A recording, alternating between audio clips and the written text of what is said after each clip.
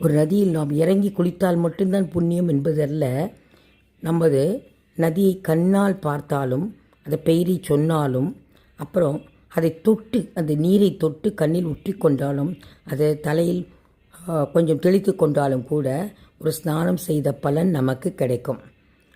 ஆகையினால் ஸ்மரணம், தர்சனம், ஸ்பர்சனம், புரோக்ஷனம், அதற்கு பிறகுதான் ஸ்நானம்.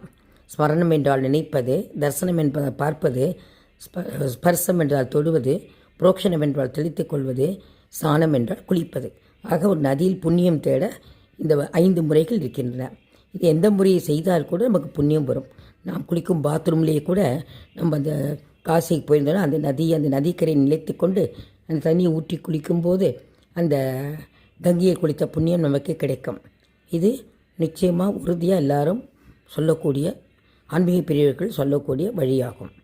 ஆகையினால் முதல்ல மனசில் பேரை நினைங்க, அப்புறம் அந்த பேரை உச்சரிங்க, அதுக்கப்புறம் கண்ணால் தரிசனம் பண்ணுங்கள், அப்புறம் கையால் ஸ்பர்சனம் பண்ணுங்கள், அப்புறம் புரோக்ஷனம் பண்ணுங்கள், கடைசியாக ஸ்நானம் பண்ணுங்கள். இது எல்லாமே ஸ்நான பலனை கொடுக்கும்.